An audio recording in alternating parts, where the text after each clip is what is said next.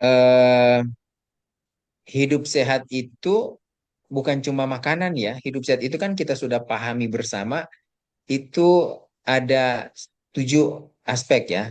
Bahkan ada 8 aspek. Ada 8 aspek di New Start yang kita sudah berulang-ulang. Bahkan kita sudah nyanyikan tadi lagunya. Ya. Jadi kalau mau hidup sehat itu jangan mikir hanya jaga makanan. Hidup sehat itu hanya olahraga ya. Hidup sehat itu harus mencakup seluruhnya. Belajarlah untuk memahami bahwa kalau saya mau sehat, maka saya harus bertindak, berlaku, berpikir secara komprehensif. New Start, nutrition, exercise, water, sunshine, temperance, air, rest, ya, dan kemudian trust in God. Jadi untuk sehat, untuk keluar dari masalah penyakit-penyakit yang tidak bisa diselesaikan dengan baik masalahnya, maka harus secara komprehensif. Tidak bisa hanya mengandalkan makanan. Walaupun pada sore hari ini saya akan konsentrasi bicara soal makanan. Yang kedua adalah ketika kita berbicara soal makan, kita tidak berbicara hanya jenisnya saja. Oh, yang sehat itu apel, yang sehat itu brokoli, ya, yang sehat itu kailan, yang sehat itu kacang almond, chia seed, ya. Makanan-makanan itu yang saya sebutkan tadi dan yang saya yakin bahwa Bapak dan Ibu juga udah pahami bersama, itu adalah bagian dari makanan sehat. Artinya bukan saya makan chia seed pasti sehat. Saya makan kacang almond, makan kailan, makan brokoli pasti sehat. Belum tentu. Ya, karena berbicara pola hidup harus bicara komprehensif, bicara makanan pun harus komprehensif. Jadi nggak bisa hanya mengandalkan, oh saya kok makan brokoli tiap hari, saya makan chia seed 1 sendok tiap hari, atau saya makan makanan sehat tertentu tiap hari gitu. Kita harus memandangnya secara komprehensif. Saya sudah pernah menyampaikan itu beberapa waktu yang lalu yang saya sebut sebagai prinsip 7K. Soal baru bicara soal makan itu harus ada prinsip-prinsip yang harus kita pahami ya. 7K itu kalau masih ingat ya, K yang pertama adalah kondisi. Pahami dulu dong kondisi kita apa? Kondisi lingkungan, kondisi pribadi saya ya, masalah genetika yang variasi genetika yang saya miliki itu harus dipahami dulu. Baru yang kedua, K yang kedua adalah kualitasnya apa? Kualitasnya adalah seperti apa yang ada di kawan sehat saat ini. Makanan-makanan yang berbasis tumbuhan utuh ya. Yang ketiga adalah setelah saya makan makanan yang sehat, lebih dominan makanan berbasis tumbuhan utuh, jumlahnya berapa dulu? Makanan sehat tapi terlalu sedikit, nggak ada manfaat, nggak ada manfaatnya sangat minim. Kalau terlalu banyak, itu juga bisa menyebabkan ancaman penyakit kalau makanan sehat terlalu banyak. Jadi masalah kuantitas penting, masalah jumlah penting. Makan secukupnya itu penting ya. Saya rasa kita sudah berulang-ulang membahasnya.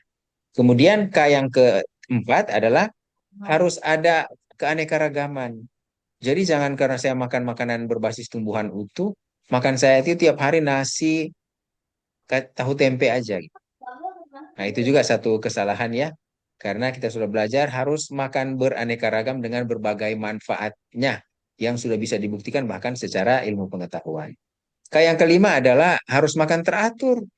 Dan materi pada sore hari ini akan cenderung eh, akan cenderung menyolek ya, akan colek ke yang kelima ini. Salah satu alasan kenapa harus makan teratur, keteraturan pola makan itu penting. Jadi maksudnya, sekalipun makanan kita itu Bos sehat, jadi kira-kira ini untuk jumlahnya sudah pas, sudah cocok, tapi kalau digunakan tidak pada waktunya, akan jadi masalah. Dan sore hari ini nah, saya akan sama bahas bos. secara ilmiah apa alasan sehingga makan tidak teratur itu bisa bikin masalah. Walaupun itu makanan sehat sekalipun. Itu yang kelima. Dan K yang keenam adalah faktor K, keamanan. Jadi kalau makan itu ya perhitungkan juga. Jangan makan makanan yang tidak aman. Yang ada masalah-masalah dengan pengawet, perisa, pewarna. Ada masalah dengan pestisida. Ada masalah dengan apa namanya? eh, apa yang ada di air raksa ya. Ada masalah merkuri pada ikan dan lain sebagainya. Itu juga harus kita pertimbangkan. Itu kita belajarnya di K yang keenam, keamanan. Dan K yang ketujuh adalah kontinuitas. Artinya ketika kita melakukan sesuatu, mengadopsi pola hidup termasuk pola makan yang sehat, itu bukan hanya untuk periode waktu tertentu saja. Misalnya hanya untuk 2 bulan, 3 bulan, hanya untuk kurus ya. Jangan pernah berpikir seperti itu. Kita mengadopsi satu pola makan yang sehat itu untuk seumur hidup. Ya, jadi ya itu faktor kontinuitas. Kita sudah pelajari itu beberapa kali ya, tahun yang lalu, yang kemarin, dan bahkan 2 tahun yang kemarin. Nah, sekarang saya masuk pada materi tentang 7 gerakan saluran cerna. Emang ini penting sehingga harus dibahas gitu kan? Apa kepentingannya ya? Mudah-mudahan Bapak dan Ibu bisa memahami apa yang saya mau sampaikan ini dan akhirnya membuka wawasan Bapak dan Ibu termasuk saya sendiri bahwa penting ya harus ada rencana untuk menjaga pola makan kita. Nggak boleh kita makan itu mengalir apa adanya. Makan ya makan, nggak ya enggak gitu kan. Harus direncanakan. Saya punya mobil, itu untuk servisnya aja itu sudah direncanakan kan? Bahkan dari dealernya sudah bikin timelinenya. Ini diservis tiap berapa kilo atau tiap berapa lama gitu kan? Sudah ada timelinenya. Itu benda mati loh itu. Ya benda mati yang nggak tahu apa-apa, yang kalau nggak diservis rusak ya rusak, dia juga nggak rasakan apa-apa. Apalagi ini orang hidup. Ya ternyata kita itu sebagai makhluk hidup, termasuk saya ya, termasuk saya makhluk hidup, kita harus merencanakan bagaimana kita bisa memelihara tubuh saya supaya tetap sehat. Kalau saya nggak taruh ganti oli mobil saya mungkin sudah lewat 3 kali nggak ganti oli ya udah mesinnya rusak. Kalau tubuh manusia kita nggak rawat dengan baik, mungkin bukan bukan langsung dalam 1 tahun rusak, bertahun-tahun kemudian baru dia rusak. Tetapi ketika rusak maka itu sakitnya sangat menyakitkan karena kita merasakan rusaknya tubuh kita itu kan akan kita rasakan dan itu sakit dalam berbagai aspek, secara fisik, secara ekonomi, secara sosial, itu akan semua kita tanggung. Jangka waktunya panjang. Kenapa? Karena kita makhluk hidup yang punya kemampuan kompensasi. Jadi saya nggak merawat tubuh kita, maka tubuh akan melakukan toleransi, kompensasi, sehingga kerusakannya nggak langsung. Kalau benda mati, maka kerusakannya langsung. Ya, nggak diganti oli 3 kali, mungkin eh, berapa bulan kemudian atau berapa 1-2 tahun kemudian rusaklah mobil saya gitu. Tubuh nggak akan 1-2 tahun rusaknya, mungkin puluhan tahun baru dia rusak. Tapi kalau dia rusak, maka kita harus merasakan sakitnya. Kalau mobil rusak kan dia nggak rasa sakitnya. Tapi kalau manusia rusak, harus ditanggung sakitnya. Dan ini yang kita mau cegah untuk tidak terjadi. Ya, jadi sore hari ini kita akan bahas sesuatu yang mudah-mudahan bisa membangun semangat kita untuk, oh iya ya, ternyata saya betul-betul harus mencintai tubuh saya, harus betul-betul menjaga tubuh saya. Judulnya adalah ada 7 gerakan ya usus, ya 7 gerakan usus atau saluran cerna yang wajib kita tahu. Kenapa wajib kita tahu? Karena justru kenapa kita mengabaikan pola hidup termasuk pola makan? Karena kita nggak tahu dan kadang-kadang nggak mau tahu juga. Tapi sekarang sudah Aduh, dikasih mengganggu tahu, aja ya. harapannya adalah ayo Bapak dan Ibu semangat untuk menjaga pola makan yang sehat. Ya, Nah, mari kita mulai. Bapak dan Ibu kalau mendengar gerakan saluran cerna, itu kira-kira apa yang terpikir di pikiran? Ya, kalau mendengar gerakan saluran cerna, karena saluran cerna manusia itu kan bergerak ya, ada gerakannya. Karena makanan dari atas bisa ada sampai di bawah, itu kan ada gerakannya, gerakan pendorong, ya. Dan siapa biasanya namanya? yang kita kenal Gitu. Itu adalah yang disebut sebagai gerakan peristaltik. Ya, kalau Bapak dan Ibu pernah dengar, oh dia ngomong ada karena liburan. saluran cerna manusia itu ada gerakan peristaltik, ya. Gerakan peristaltik, gerakan yang mendorong makanan itu mulai dari kita mulai habis ngunyah kita telan, telan saja itu sudah langsung memicu satu gerakan peristaltik yang akan mendorongnya ya ke arah bawah ya, ke arah lebih jauh dari mulut supaya bisa dicerna di lambung, kemudian didorong lagi masuk ke usus untuk bisa di sebagian dicerna melakukan pencernaan sisanya yang kemudian kalau sudah dicerna akan diserap dalam darah dan kemudian dari darah dibawa ke seluruh tubuh untuk digunakan unsur nutrisi maupun hal-hal yang lain. Dan yang membantu adalah gerakan peristaltik. Inilah yang paling kita kita paham dan paling sering didengar ya oleh manusia di dunia ini ya, bahkan sampai tenaga kesehatan.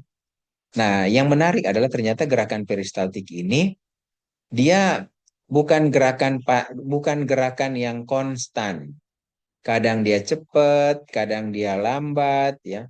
Dia terutama agak meningkat ya, gerakan peristaltik ini menjadi lebih cepat terutama kalau kita baru selesai makan. Dan memang benar ya, masuk akal kan ya, logika. Logis banget. Ketika kita baru makan kan, nelan makan, gerakan peristaltik harus bekerja mendorong makanan. Makanya gerakan peristaltik itu memang agak meningkat, cenderung meningkat, aktivitasnya lebih tinggi ketika seseorang itu baru selesai makan. Setelah itu, para ahli juga menemukan bahwa ini gerakan usus ini ternyata dia lebih aktif di siang hari gitu dibandingkan dengan malam hari. Ya, dan ini satu hal yang sangat wajar karena ketika malam hari tiba, maka manusia itu harus beristirahat. Jangan lupa, bukan hanya gerakan peristaltik yang menjadi lebih lambat di malam hari, tetapi juga gelombang otak menjadi lebih lambat, detak jantung menjadi lebih lambat. Ya, jadi ketika kita tidur malam, maka organ-organ, fungsi-fungsi organ di dalam tubuh manusia juga ikut beristirahat. Ya, dalam arti mereka nggak berhenti, tetapi mereka bekerjanya menjadi lebih lambat. Ya, karena kita nggak beraktivitas banyak, darah tidak jantung tidak perlu memompa darah lebih lebih kuat, lebih intens karena orangnya lagi tidur, nggak banyak kebutuhan energi ya.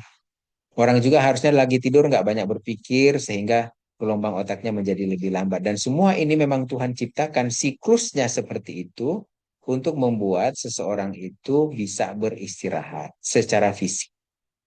Ya, secara fisik, secara biologis dia beristirahat.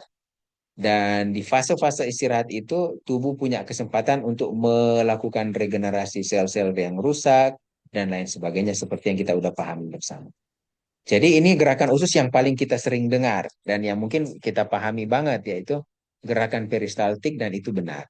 Tapi Bapak dan Ibu, ternyata para ahli fisiologi saluran cerna menemukan bahwa gerakan usus itu bukan hanya peristaltik.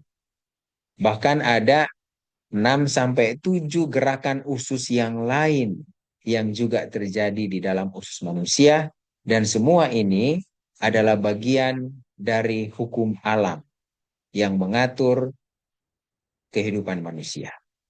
Artinya kalau hukum alam ini dilanggar, maka kita harus menerima konsekuensi, yaitu konsekuensinya yaitu penyakit ya. Kita bisa mengalami penyakit dan bahkan bisa mengalami kematian karena penyakit kalau kita melanggar hukum alam. Dan gerakan peristaltik ini adalah bagian dari hukum alam. Saya sebutkan tadi dia lebih aktif di siang hari dibanding malam hari, itu hukum alam. Kalau kita makan banyak justru di malam hari, di mana gerakan peristaltik harusnya melambat, maka kita lama-lama akan merusak tubuh kita. Lama-lama itu mungkin tahunan, bukan bulanan ya, mungkin puluhan tahun. Tapi jangan lupa saya sudah bilang di depan bahwa ketika kita melanggar hukum alam, kemudian kita merusakkan tubuh kita, terjadinya walaupun itu tahunan, tapi ketika itu terjadi akan sangat menyakitkan.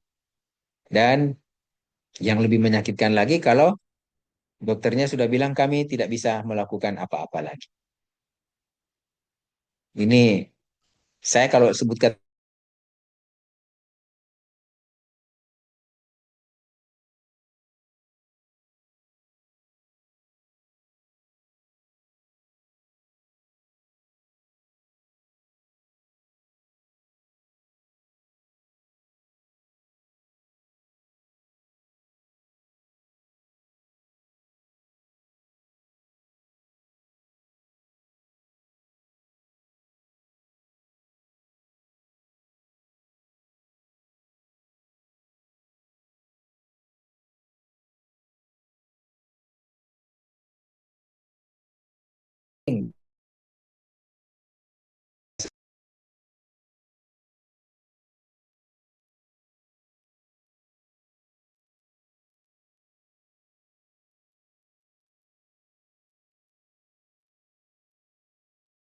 oke, apa suara saya sudah terdengar lagi?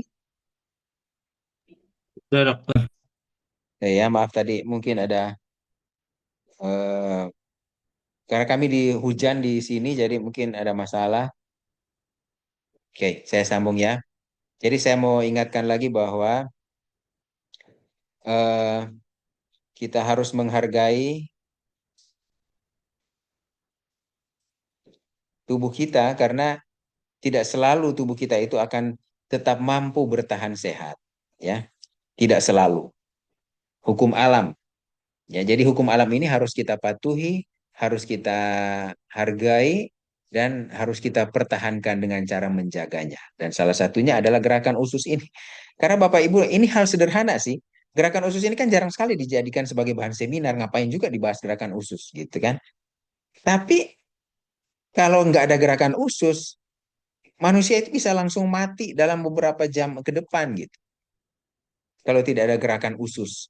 Karena fungsinya itu sebenarnya fungsi yang sangat vital di dalam kehidupan manusia.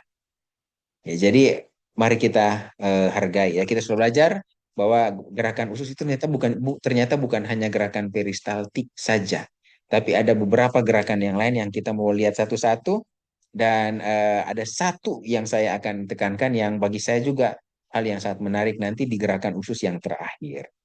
Nah, mari kita lihat gerakan usus yang pertama selain gerakan peristaltik yang sudah ditemukan oleh para ahli fisiologi saluran cerna ya. Ini yang pertama adalah gerakan yang disebut sebagai gerakan segmentasi. Saya mengadopsi nama-nama gerakan usus dari bahasa Inggris ya, sehingga kadang-kadang mungkin entah nggak cocok atau nggak dapat yang paling pas dengan bahasa Indonesia ya.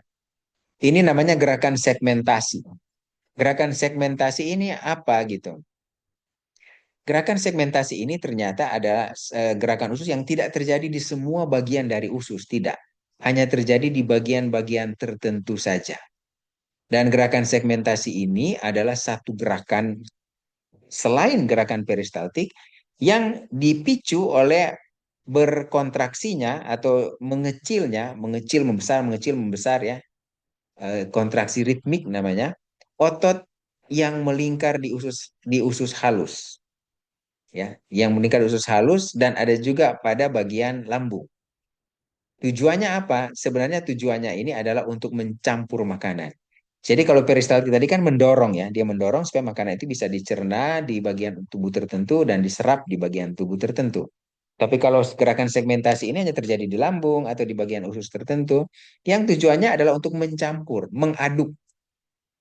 Ya, jadi kita bisa bayangkan ya, usus ini pekerjaan dari usus yang Tuhan sudah ciptakan yang begitu luar biasa.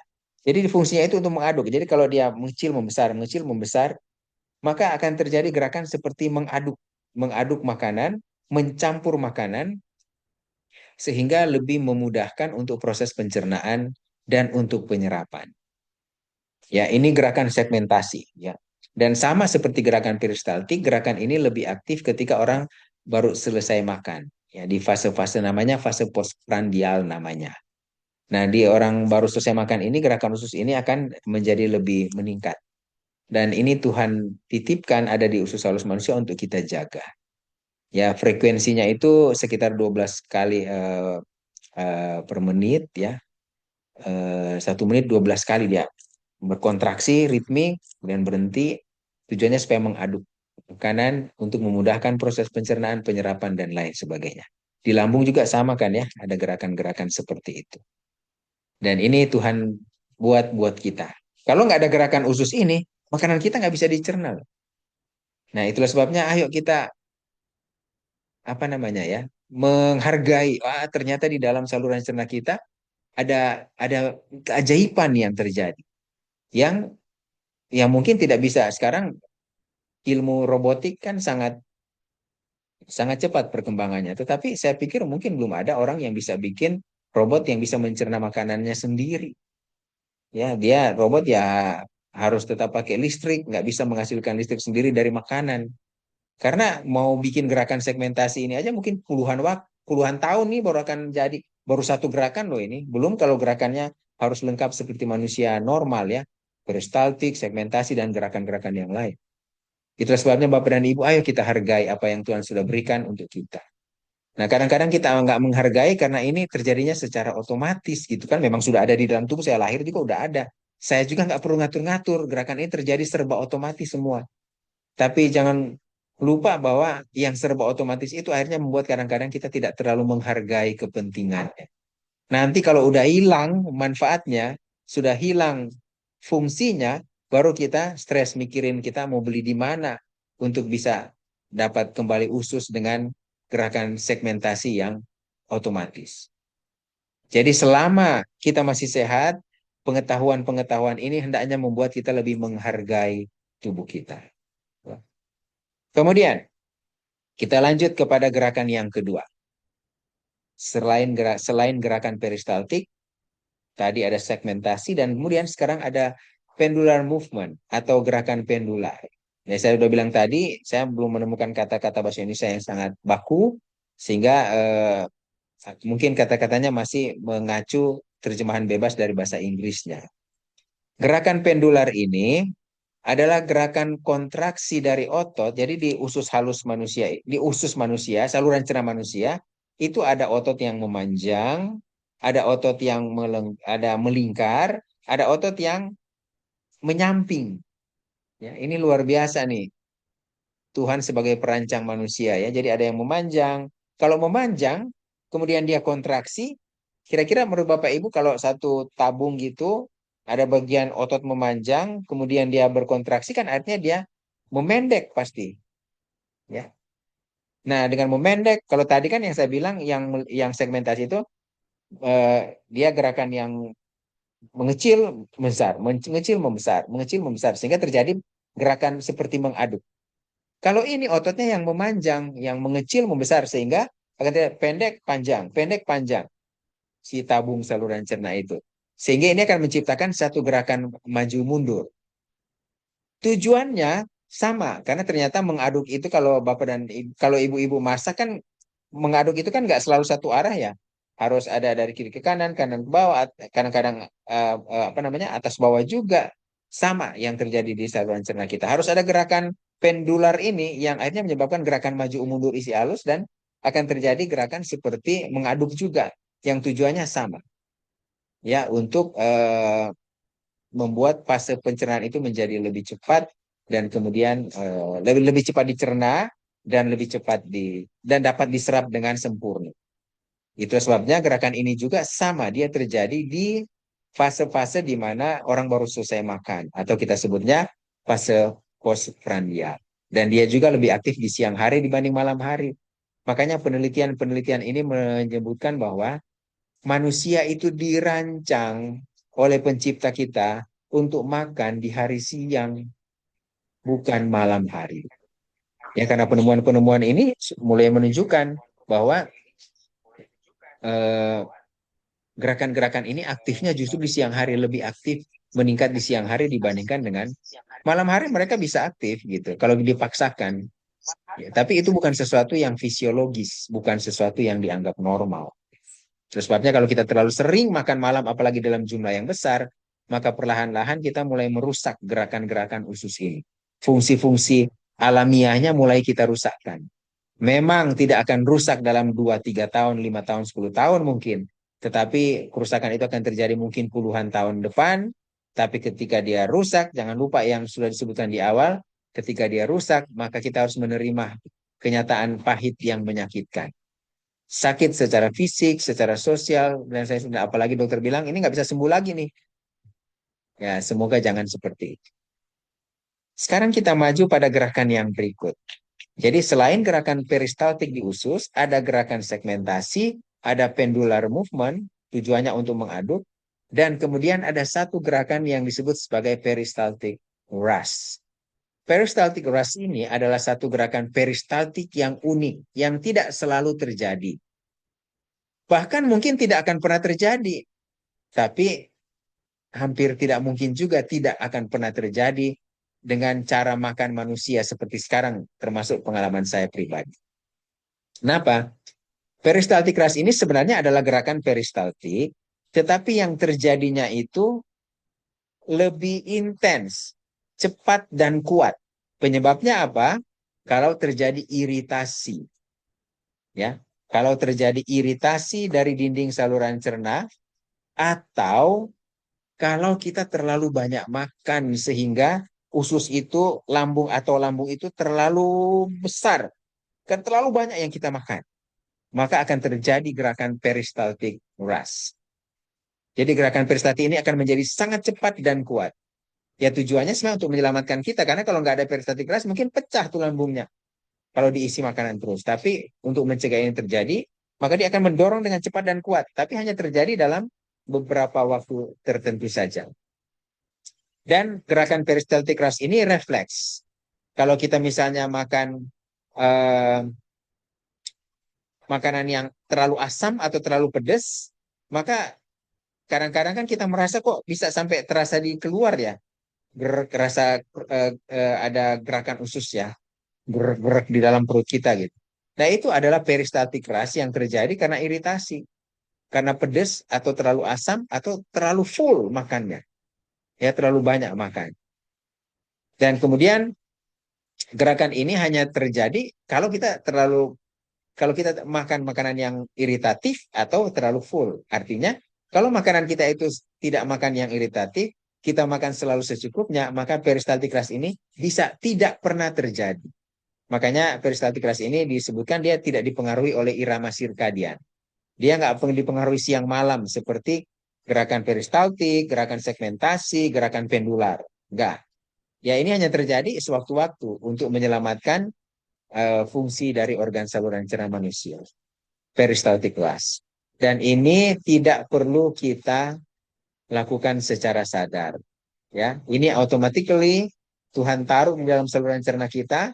Kita mungkin makan makanan iritatif atau satu waktu terlalu banyak, maka peristaltik ras ini akan hadir secara cepat untuk melindungi tubuh kita dari kerusakan.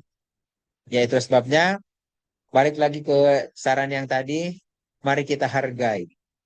Mari kita hargai apa yang Tuhan sudah taruh, fungsi-fungsi alamiah yang Tuhan sudah taruh di dalam saluran cerna manusia, di dalam tubuh kita itu harus kita hargai. Ya karena kalau kita tidak menghargainya, maka satu saat nanti dia tidak akan berfungsi dengan baik, dan bayangkan ya kalau nggak ada peristaltik ras, maka yang terjadi adalah lama-lama saluran cerna kita akan mengalami kerusakan. Kita lanjut pada gerakan usus yang berikut. Gerakan usus yang berikut adalah gerakan haustral contraction. Atau kita sebutnya gerakan haustral aja. Haustrasi, gerakan haustrasi. Nah, gerakan haustrasi ini adalah satu gerakan usus yang khusus terjadi di usus besar. Kita tahu kan bagian saluran cerna kita ada penghubung antara mulut dan lambung, esophagus namanya.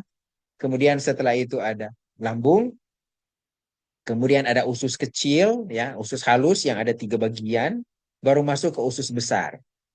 Ya, usus besar ini hasil-hasil pencernaan, hasil-hasil eh, eh, metabolisme nutrisi dan unsur-unsur nutrisi tubuh yang kemudian akan dibuang itu sekarang sudah berada di usus besar. Karena fungsi usus besar ini memang hanya eh, eh, tempat singgah hasil-hasil metabolisme atau sisa-sisa makanan yang akan dibuang. Yaitu salah satu fungsi utama dari gerakan dari usus besar, walaupun dia punya punya apa namanya punya fungsi juga untuk menyerap air ya, dan air manusia itu paling banyak diserap justru di usus besar, terjadinya di usus besar. Nah, gerakan haustral ini adalah satu gerakan yang terjadi sepanjang hari untuk mencampur isi kolon dan kemudian memperlambat transitnya. Perjalanannya diperlambat. Kenapa? Karena usus kolon yang sudah agak lambat jalannya akan lebih mudah diserap unsur-unsur nutrisi yang masih berfungsi untuk tubuh, misalnya air, ya dan beberapa mineral lain. Itu terjadi di usus besar, dan gerakan Haustralsi ini adalah gerakan yang relatif konstan, kecepatannya sama, ya. Kecepatannya itu selalu kurang lebih sama. Tapi walaupun kecepatannya konstan sama, tetapi dia akan lebih aktif ketika terjadi pagi hari. Nah, ini yang menarik nih.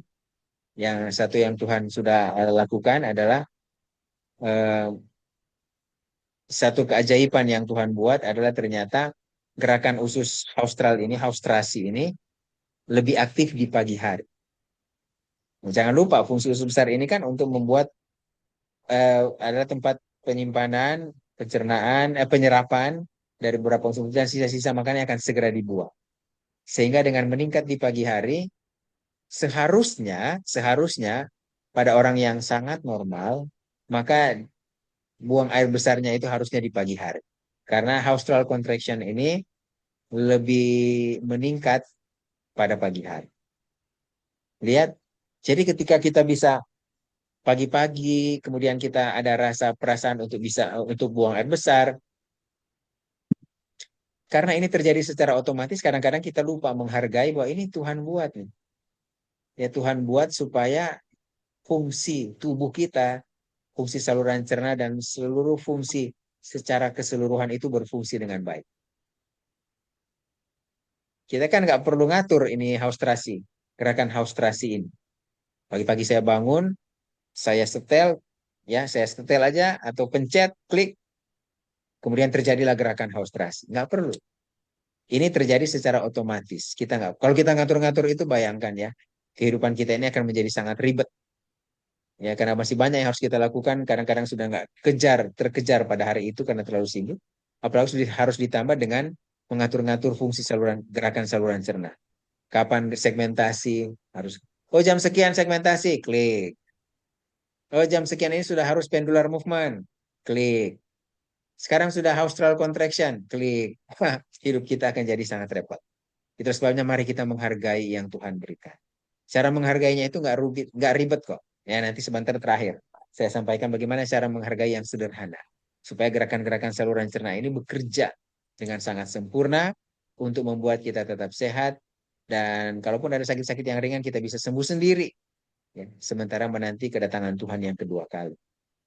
Karena kalau sudah di sorga kan ya ini semua sudah kita lupakan ilmu-ilmu ini. Karena di sorga sudah tidak ada yang menyebabkan masalah kesehatan lagi. Jadi jangan lupa haustral contraction, gerakan haustrasi. Yang berikut, yang kelima. Yang kelima ini adalah disebut sebagai mass movement atau gerakan massal, massa, ya gerakan massa. Ini yang membuat orang bisa buang air besar.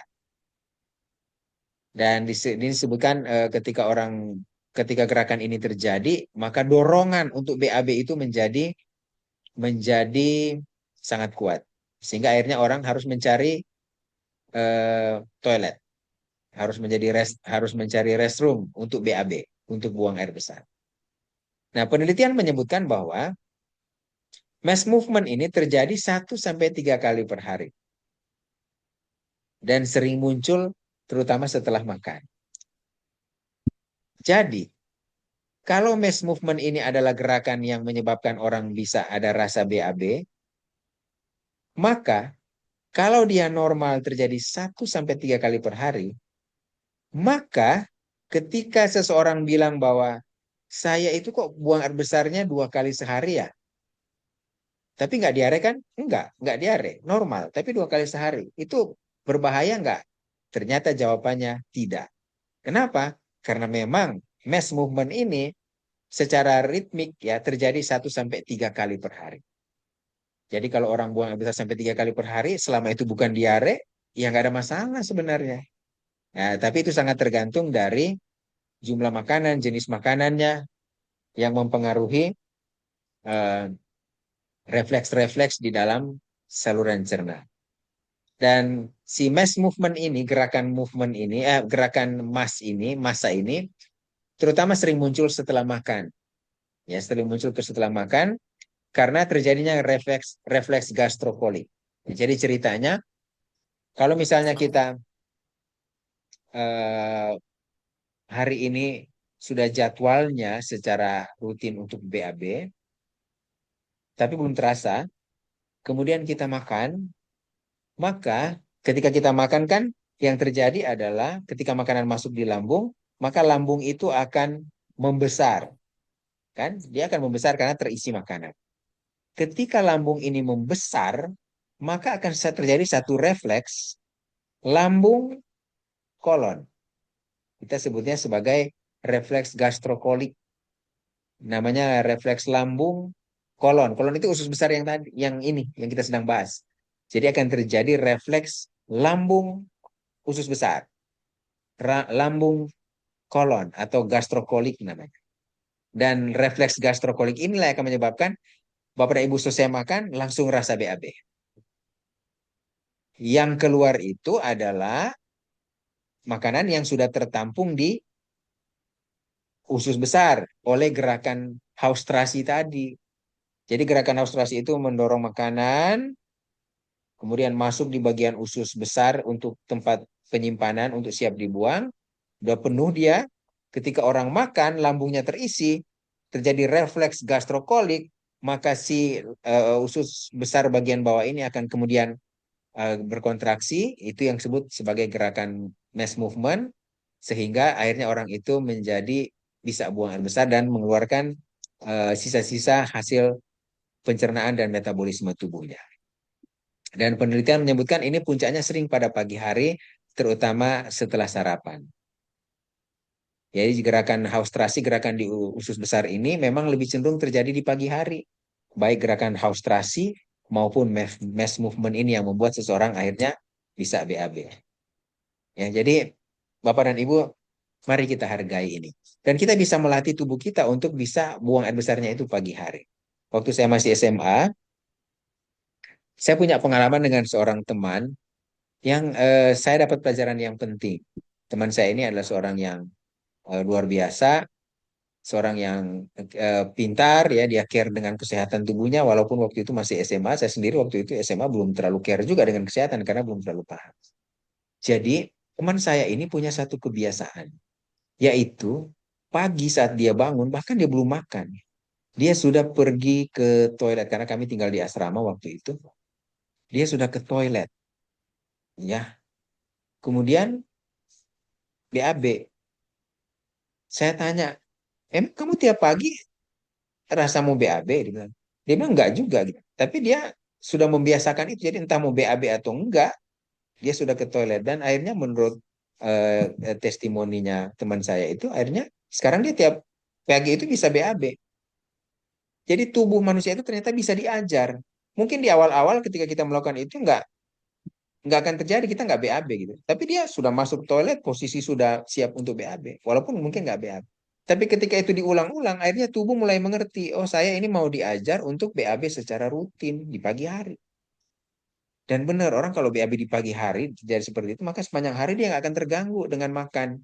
Walaupun dia makan, refleks gastrokolik ini nggak akan muncul karena bagian usus paling akhir, ya, kita sebutnya rektum, itu bagian usus besar paling akhir, tempat kotoran yang siap akan dibuang, itu belum terisi penuh. Karena pagi-pagi dia sudah buang. Sehingga kita walaupun makan hari itu agak banyak, maka mungkin kita nggak akan sering BAB, ya, yang akhirnya mengganggu mungkin aktivitas dan lain sebagainya karena pagi-pagi sudah dibuang duluan. Nah, ini saya pikir satu satu tindakan yang sangat baik karena sesuai dengan sifat alamiah dari usus, karena baik gerakan haustrasi tadi yang terjadi pada usus besar itu untuk mendorong sisa-sisa hasil makanan itu, maupun gerakan mass movement untuk mendorong makanan itu untuk dibuang, itu memang puncaknya sering terjadi pada pagi hari. Ya, jadi mari kita manfaatkan hal-hal ini. Ya, kalau kita bisa melakukan hal ini dengan baik, maka akhirnya kita akan terjaga ya dari masalah kesehatan yang bisa berlangsung serius kalau saluran cerna kita bermasalah. Oke. Nah, sekarang mari kita masuk pada gerakan usus yang berikut, yaitu kita sebutnya tonic contraction, kontraksi tonik. Nah, ini juga menarik Bapak dan Ibu karena ini masalah kesehatan yang paling banyak sering terjadi di sini. Bapak dan Ibu pernah dengarkan sakit GERD, ya? Pernah dengar ya pasti ya, GERD. Oh, saya ini GERD gitu kan. Bahkan istilah diagnosis medis ini udah dipakai secara bebas oleh semua orang gitu. Sudah tahu tuh. Kamu sakit apa sih? Kalau dulu kan paling kalau sakit perut, urusan sakit perut semuanya dibilang sakit mah. Tapi sekarang banyak orang yang sudah memahami sehingga, oh iya saya kena GERD. Udah tahu tuh, GERD itu singkatan ya, GERD. GERD itu ada satu satu diagnosis, satu jenis penyakit gastroesophageal reflux diseases. Jadi penyakit eh, gastroesophageal reflux. Gastro itu lambung, esophageal itu esofagus yang menghubungkan mulut dan lambung. Reflux itu adalah mengeluarkan isi yang harusnya nggak boleh. Harusnya dia arahnya ke bawah, ya makin hari makin jauh dari mulut. Tapi ini dia di reflux, ya dia dikeluarkan kembali. Jadi bagian isi lambung akan keluar kembali dan isi lambung kalau makanan yang keluar itu kan berarti sudah bercampur dengan asam lambung. Asam lambung itu kan asam sekali, asam banget ya sehingga asam itu akan mengiritasi esofagus dan mengiritasi mulut bagian belakang. Sehingga orang itu kalau dia mengiritasi asam lambung itu yang keluar dari lambung, dia mengiritasi esofagus yang nggak boleh kena asam, orang akan merasa seperti terbakar di belakang tulang dada. Rasa seperti terbakar, bukan hanya perih. Rasa terbakar, pikir oh ini jantung yang parah. Padahal GERD. Tapi kadang-kadang juga penyakit jantung dianggap GERD ya, jadi harus hati-hati juga. Jadi ini terjadi karena GERD ini terjadi seperti itu, asam lambung naik ke tempat yang harusnya nggak boleh. Kan asam lambung tidak diciptakan oleh Tuhan untuk naik ke atas, dia harus turun ke bawah harusnya. Setelah selesai mencerna makanan, dia akan diturunkan bersama makanan ke usus halus. Nah ini dia naik ke atas, ya, jadi menyebabkan iritasi mulut bagian belakang, ya, bisa menyebabkan orang batuk, muntah, dan lain sebagainya, bisa menyebabkan nyeri di belakang tulang dada karena esofagus itu ada di belakang tulang dada manusia. Dan kenapa ini terjadi? GERD ini terjadi karena kerusakan dari tonic contraction ini. Jadi Bapak dan Ibu, kontraksi tonik ini maksudnya adalah kontraksi dari kita sebutnya sphincter, katup ya, katup. Sphincter itu katup. Jadi di antara esofagus, esofagus manusia dan lambung, untuk mencegah supaya asam lambung jangan naik, itu ada katup. Ya, ada katup. Dia katup itu adalah otot, otot sirkuler, otot yang melingkar, yang seperti gerakan segmentasi tadi. Kalau gerakan segmentasi kan otot melingkar di saluran cerna yang mengecil, membesar, mengecil, membesar. Tapi kalau sphincter ini dia harus mengecil terus. Keadaan normalnya dia mengecil terus. Nggak boleh ada celah. Dia nanti ada celah kalau makanan mau masuk. Makanan masuk, terbentuk celah. Setelah makanan masuk ke lambung, dari mulut, esofagus, masuk ke lambung, dia langsung ketutup lagi. Tujuannya buat apa? Tujuannya supaya jangan asam lambung yang ada di lambung itu bisa naik ke atas. Artinya, GERD itu terjadi karena kerusakan tonic contraction dari katup. Katup yang harusnya menutup sangat ketat seperti ini, sekarang dia kebuka dikit aja. Ada celah sedikit aja, akhirnya masuklah si asam lambung itu ke atas. Dan akhirnya menyebabkan GERD. Rasa terbakar, mual muntah, ya, iritasi di mulut bagian belakang, dan lain sebagainya. Nah, si katup ini bukan hanya ada di antara esofagus dan lambung, ya. Esofagus yang menghubungkan antara mulut dan lambung, ada katup di situ. Bukan, tapi dia ada juga di antara lambung dan usus. Lalu semua itu ada otot-otot melingkar yang kontraksinya ketat karena tidak mengizinkan makanan lewat kalau bukan waktunya. Kalau bukan waktunya. Ya, bahkan ada juga katup ini ada di antara usus halus dan usus besar. Ada juga katup di situ. Dan semua ini terjadi otomatis. Ya semacam pintu gerbang si katup-katup ini. Kalau perlu dia membuka, tapi habis itu tutup. Membuka, habis itu kalau perlu tutup. Dan kita nggak perlu ngatur. Ya termasuk katup itu ada juga di anus. Ketika kita mau BAB, kenapa BAB itu bisa keluar? Karena katup itu membuka. Tapi kan kita bisa tahan. Kita pingin BAB tapi kita tahan. Jangan keluar BAB-nya. Bisa tuh secara sadar kita lakukan. Itu adalah kontraksi dari otot sirkuler yang ada di anus manusia. Anus itu otot loh itu. Kumpulan otot. Nah, anus itu bisa kita semi kontrol, kita bisa kontrol. Tapi semi ya, nggak juga dikontrol 100% ya, tapi kita bisa kontrol. Kalau kita mau tahan nggak mau BAB, bisa. Ya, tapi ada kondisi-kondisi tertentu kita nggak bisa kontrol. Misalnya BA meja itu tidak normal. Misalnya diare pada orang diare, apalagi diare yang asam sifatnya. Wah, itu nggak bisa dikontrol. Tetapi inilah cincin-cincin sfinkter atau katup-katup yang ada di tubuh manusia. Jadi minimal ada 4 tuh. Di antara esofagus dan lambung ada satu katup dan GERD masalahnya di situ. Namanya itu LES, LES, Lower Esophageal Sphincter. LES, katup LES namanya. Itu yang kalau orang GERD masalahnya di situ. Ada yang di antara lambung dan usus 12 jari. Ada satu. Ada di antara usus kecil dan usus besar. Ada katup juga ternyata di situ. Pintu gerbang. Dan yang terakhir yang di anus manusia. Kalau yang les, yang ada di lambung dan usus, kemudian ada di antara usus kecil dan usus besar, itu tidak bisa dikontrol oleh manusia. Kalau yang tadi kan yang di anus kan saya bilang kita bisa kontrol sebagian ya, tapi nggak seluruhnya bisa dikontrol. Tapi kalau yang 3 yang lain itu tidak bisa dikontrol. Itu semuanya terjadi secara otomatis atas cinta kasih Tuhan bagi kita manusia. Nah, tonic contraction ini kalau mengalami kerusakan, rusaklah fungsi-fungsi itu. Kalau tonic contraction ini, jadi ya, tonic itu maksudnya tonus dia berkontraksi terus menerus karena nggak bisa. Kecuali ada makanan masuk baru dia membuka. Habis itu tutup lagi. Gitu. Nah, kalau dia bermasalah, maka akan terjadi masalah. Ya, jadi ini yang berbahaya. Dan kemudian penelitian menyebutkan bahwa kontraksi dari katup-katup ini, kalau manusia tidur, dia agak longgar sedikit. Ya, agak longgar sedikit. Ya, ibarat kalau pintu gerbang di kompleks, kalau malam hari itu agak longgar dikit loh itu. Ya, karena mungkin penjaganya juga ngantuk dan lain sebagainya. Dan ini alamiah. Makanya kenapa GERD itu bisa terjadi di pagi hari. Orang bisa kebangun di subuh, malam hari atau subuh, tiba-tiba rasa panas di belakang. Karena tonus sphincter ini dia menjadi lebih lemah di malam hari. Apa artinya hukum alam ini? Artinya jangan makan makanan yang sifatnya iritatif, jangan makan terlalu banyak ketika malam hari udah mau tidur. Karena kalau ini terjadi, maka orang bisa dapat GERD. Mungkin nggak langsung bulan depan, tapi bertahun-tahun kemudian orang mulai akan kena GERD. Kenapa? Karena selalu makan malam dalam jumlah yang besar. Akhirnya si tonic contraction ini lama-lama mengalami kerusakan. Ya, jadi ini harus kita hargai. Sesuatu yang sudah Tuhan taruh di dalam tubuh kita harus kita hargai. Dan kita masuk pada gerakan usus yang terakhir.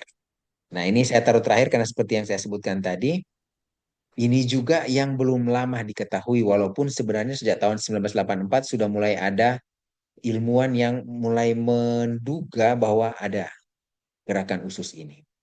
Gerakan usus ini namanya adalah migrating motor complex. Apa nih? Gerakan usus ini apa? Nah, ini dia. Gerakan migrating motor kompleks ini adalah satu gerakan usus mirip gerakan peristaltik, tetapi bukan berfungsi untuk mendorong makanan. Mendorong makanan nanti diambil alih oleh peristaltik. Dia nggak mendorong makanan. Gerakannya juga seperti mendorong. Tapi mendorong buat apa?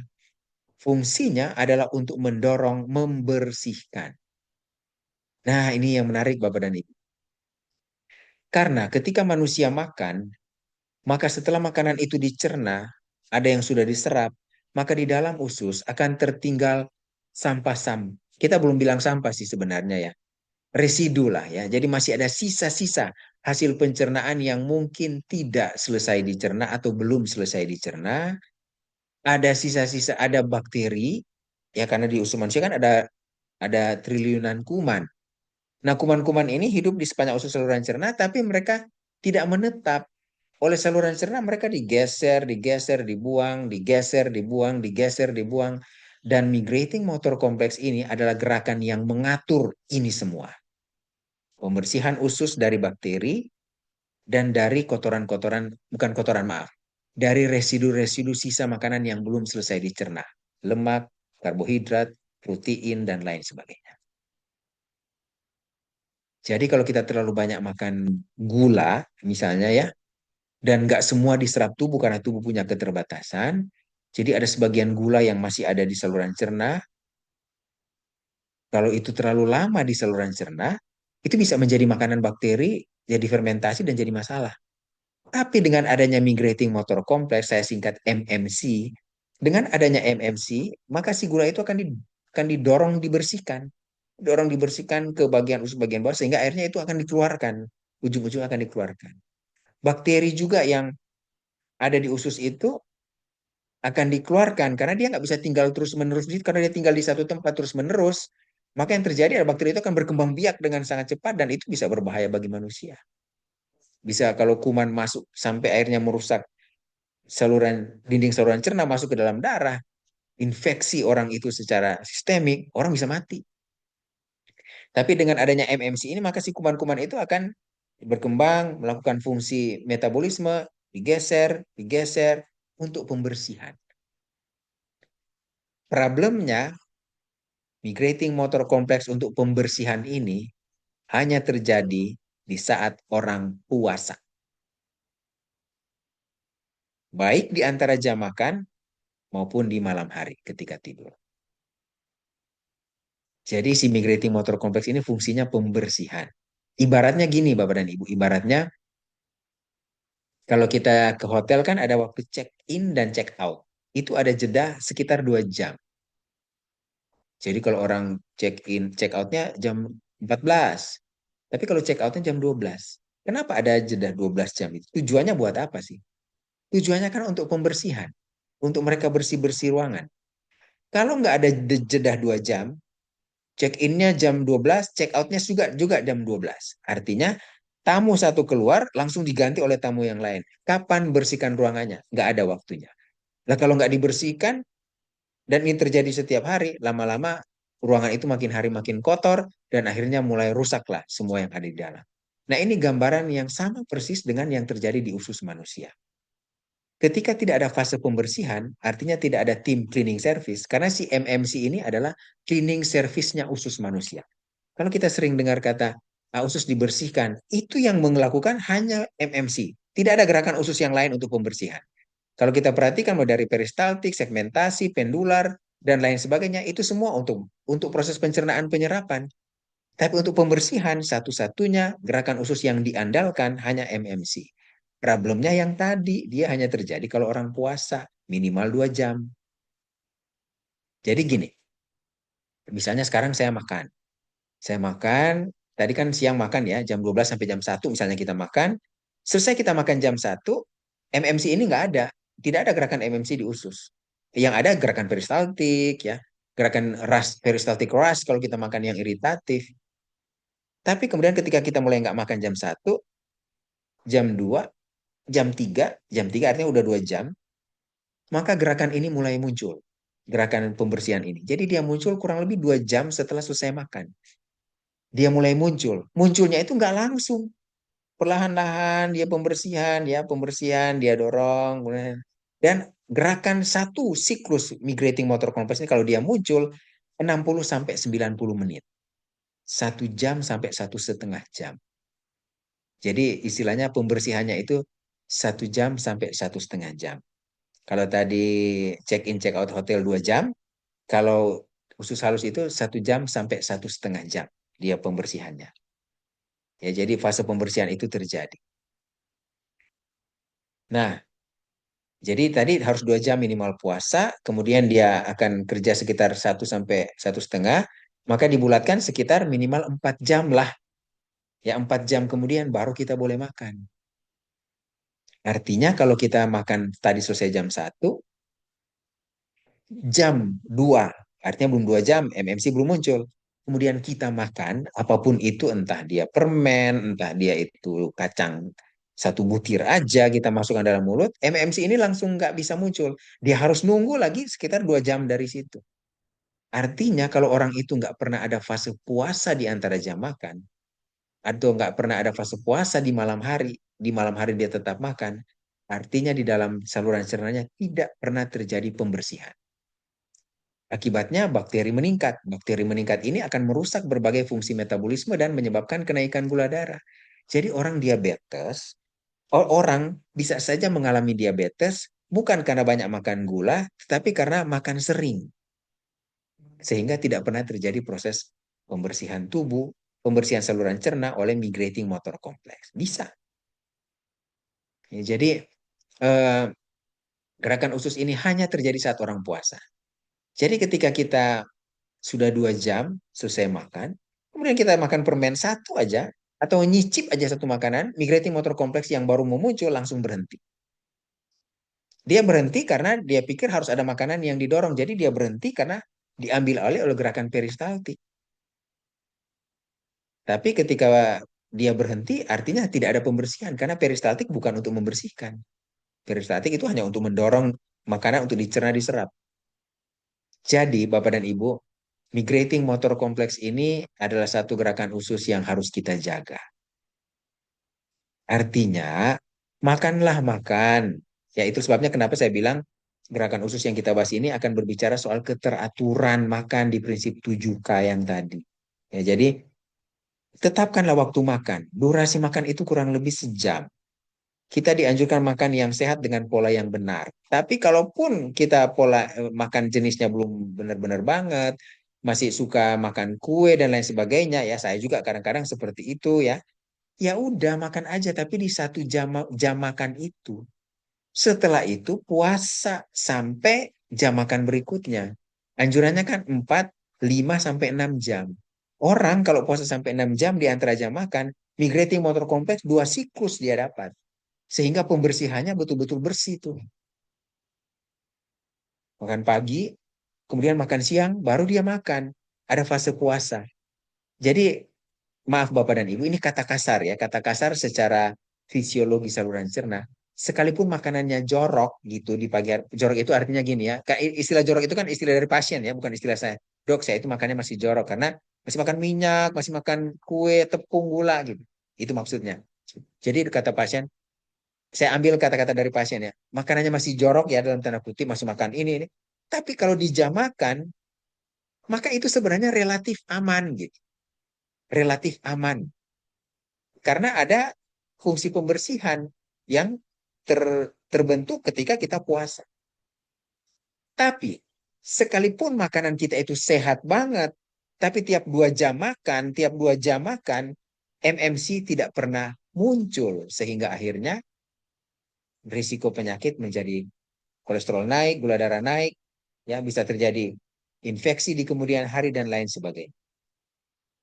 Jadi Bapak dan Ibu bisa lihat bahwa ketika kita berbicara makanan sehat, jangan hanya bicara makanan yang udah sehat. Saya makan CLC tiap hari gitu, saya makan apa tiap hari. Bukan itu. Kita bicaranya pola. Benar, CLC itu bagian dari makan sehat, tapi itu dimakannya kapan? Jumlahnya berapa? Dimakan dengan apa? Prinsip keanekaragaman. Dan itu harus dimakan di jam makan karena harus mengadopsi pola makan teratur makan supaya muncul si MMC. Aman kita, sehat banget. Ya, jadi inilah gerakan usus yang Tuhan sudah ciptakan terjadi di dalam tubuh kita dan semuanya ini punya satu tujuan untuk membuat manusia itu menjadi lebih sehat. Dan dengan cara seperti ini kita nggak akan kena masalah penyakit. Saya perasaan saya nggak makan-makan lemak, kenapa kolesterol saya tinggi? Ya faktornya mungkin bisa dari stres, bisa ya. Tapi jangan lupa, makan juga tidak teratur, tidak ada fase puasa di antara jam makan, selalu makan malam, itu akan merusak semua fungsi fisiologis tubuh dan kolesterol bisa naik juga. Ada tuh mekanismenya berdasarkan pola kerja dari migrating motor kompleks. Jadi mari kita hargai. Kasih waktu untuk check in, check out itu. Untuk pembersihan di dalam tubuh. Jadi kalau mau makan, manfaatkanlah 1 jam durasi makan. Ya, kalau makan kita masih belum oke, masih makan kue, masih apalah yang lain, oke lah gitu kalau memang masih susah. Tapi di jam makan. Setelah selesai jam makan, misalnya saya makan jam 7 sampai jam 8 pagi. Setelah selesai jam 8, ambillah waktu untuk puasa supaya MMC ini bisa muncul. Sehingga risiko makan-makan yang tidak sehat itu bisa diminimalisasi oleh migrating motor kompleks di saat kita puasa. Tapi di saat kita puasa itu harusnya kita puasa dan kita cicip apa aja, nyicip aja ya, nggak perlu makan satu piring, nyicip aja, makan satu butir apa namanya, kacang almond atau apa, itu MMC-nya langsung stop. MMC-nya langsung stop karena dia betul-betul berfungsi interdigestif. Dia sama sekali nggak bisa, dia fungsinya berhenti ketika dipicu oleh unsur nutrisi sekecil apapun, kecuali air. Nah ini yang menarik. Ternyata migrating motor complex ini tidak dipengaruhi oleh air. Itulah sebabnya anjurannya kan memang minum di antara jam makan tempatnya. Karena ternyata dengan minum, maka migrating motor kompleks tidak akan terpengaruh. Dia tetap akan berjalan. Dan kita bisa bayangkan ya, sudah disapu, disiram air, dipel, wah bersih banget tuh ruangan. Bersih banget tuh usus kita. Karena kita minum. Minum itu kan juga proses pembersihan. Cocok kan?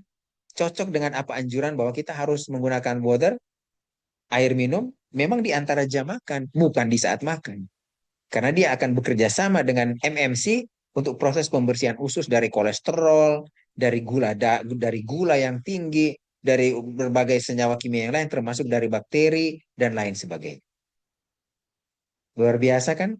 Tuhan sudah menciptakan sesuatu untuk kita. Kita tinggal menghargai aja hukum alam yang Tuhan sudah berikan. Jadi sebagai kesimpulan di seminar sore ini, gerakan saluran cerna ini memiliki pola teratur yang mengikuti waktu, mengikuti irama sirkadian, walaupun ada yang kayak peristaltik ras, itu tidak mengikuti waktu, tidak mengikuti sirkadian, tapi dia semacam life saver, ya, menjadi pelindung ketika kita makan terlalu iritatif atau terlalu banyak makan. Gerakan peristaltik ras ini akan muncul. Tapi selain itu, termasuk si MMC yang terakhir tadi, dia mengikuti waktu yang teratur, ya. Kemudian kalau kita mengganggu keteraturan iramanya, misalnya makan terlalu larut malam, makan tidak teratur, makan terlalu banyak, makan nggak kita kurang tidur, makan dalam keadaan stres, maka ini akan mengganggu kedelapan gerakan saluran cerna yang sudah kita bahas tadi, termasuk peristaltik. Sehingga akhirnya akan berpotensi menyebabkan masalah penyakit. Tidak 3 hari depan, tidak bulan depan, mungkin juga tidak tahun depan. Tetapi beberapa tahun ke depan, setelah kemampuan toleransi tubuh kita itu berkurang, ya istilah orang, udahlah karena umur, karena usia sudah tua. Padahal itu terjadi karena kebiasaan yang salah yang dilakukan berulang-ulang. Hati-hati. Jadi apa yang harus kita lakukan? Jaga keteraturan waktu makan. Ya, waktu tidur harus cukup. Jangan makan di luar jam makan gitu. Makan di jam makan gitu. Durasinya 1 jam kita boleh pakai untuk makan, ya. Apalagi kalau sudah tingkat yang lebih baik, makanan kita udah sehat banget, wah itu lebih bagus lagi. Kemudian setelah makan jangan langsung tidur. Itu juga akan mengganggu karena kan kalau orang tidur artinya menyuruh tubuh untuk istirahat. Padahal baru makan. Sementara kita udah belajar tadi gerakan-gerakan khusus ini sebagian besar terjadi di saat orang baru makan. Dia baru mau aktif-aktifnya kita malah tidur gitu. Jadi habis makan bukan olahraga juga ya, tetapi jalan ringan ya, menyibukkan diri bergerak dulu. Nanti setelah mungkin sekitar setengah jam atau 1 jam paling enggak sebagian besar proses pencernaan sudah selesai, baru kita boleh beristirahat. Kalau tidur malam hari malah dianjurkan 3 sampai 4 jam sebelum tidur kan. Makan terakhir. Makan jam 7, habis itu 3 jam kemudian baru boleh tidur. Jadi jangan lupa pencernaan manusia ini bekerja sesuai sifat alamiahnya. Dan pekerjaan ini hanya bukan fungsi fisiologis, tapi fungsi untuk menyembuhkan juga. Kalau kita lagi sakit, tapi dengan fungsi saluran cerna yang baik, kita bisa sembuh lebih cepat dan lebih sempurna. Mencegah terjadinya gangguan metabolik, termasuk penyakit-penyakit yang kita takut, diabetes, dan lain sebagainya. Jadi sekarang jangan Bapak Ibu berpikir, oh saya kena diabetes karena terlalu banyak makan gula. Saya diabetes karena terlalu banyak, saya kolesterol tinggi karena terlalu banyak makan lemak. Tidak.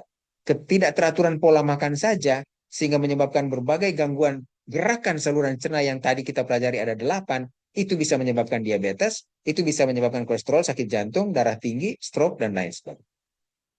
Jadi mari kita selalu berpikir secara komprehensif. Ya. Kita berpikir secara komprehensif dan melakukan pola hidup itu juga secara komprehensif. Nah, sekarang mungkin Bapak dan Ibu berpikir, waduh, kalau secara komprehensif ribet dong. Saya harus list apa yang saya lakukan, ini banyak banget. Enggak, ya, enggak banyak. Ternyata ini implementasinya sangat sederhana. Ini soal makan ya. Jangan lupa saya sudah ulang-ulang di awal, kita mau sehat jangan hanya mikir makanan. Kita harus lihat pola hidup yang lain yang kepentingannya sama, sederajat. Makanan tidak lebih penting dari olahraga atau sebaliknya. Makanan tidak lebih penting dari manajemen stres dan sebaliknya. Semuanya harus dilakukan berbarengan. Tapi khusus untuk makanan, sederhana implementasinya. Ikuti aja 3 langkah ini. Ini saya sudah pernah bahas beberapa waktu, sudah berulang kali dibahas. Ini hanya review aja. Jadi gerakan usus yang tadi ada 8 yang ribet, teorinya bisa kita lupakan. Nggak apa-apa, lupakan aja teorinya bagaimana itu terjadi, fungsinya apa. Asal 3 langkah ini kita jalankan. Yang pertama, harus ada jam makan yang tetap. Pagi jam berapa, siang jam berapa, malam jam berapa. Durasi jamnya 1 jam. Dan ini dilakukan untuk bukan untuk 3 bulan, tapi seumur hidup. Jadi saya sekarang lagi berusaha untuk belajar. Bapak dan Ibu juga harus berusaha untuk belajar. Makan selalu di jam-jam yang kurang lebih sama setiap hari seumur hidup. Hanya ini aja, nanti gerakan usus yang tadi kita pelajari yang ribet teorinya akan terjadi secara otomatis. Yang kedua, langkah kedua adalah jangan lupa di antara jam makan jangan makan apapun kecuali air bening. Puasa, karena kalau tidak semua gerakan-gerakan usus tadi akan terganggu terutama si MMC yang baru saja kita pelajari. Ya. Jadi di antara jam makan kasihlah waktu untuk saluran cerna menyelesaikan pekerjaannya. Dengan kata lain puasa. Puasa di antara jam makan. Ya, jadi habis makan pagi 1 jam selesai puasa. Jam 9 pagi ada orang bawain sayur apa atau bawain buah apa, silahkan diambil tapi jangan dulu dimakan. Nanti dimakan di jam makan siang, jam 12 sampai jam 1 misalnya. Kemudian habis itu makan sore jam 18 sampai 19 misalnya. Di luar jam itu betul-betul fasting, kecuali air bening. Itu langkah kedua. Dan langkah yang ketiga adalah selalu makan lengkap.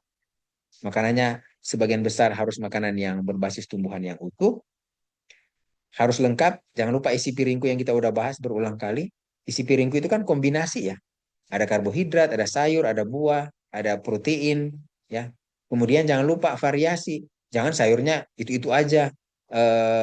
Lauknya cuma tahu tempe aja tiap hari seperti nggak boleh. Harus divariasi. Buahnya juga jangan pisang-pisang terus, ganti-ganti buahnya. Karbohidratnya juga jangan nasi-nasi terus. Ada ubi, ada singkong, silahkan. Ada havermut, ganti-ganti. Ya, sehingga dengan cara seperti ini 3 langkah ini, maka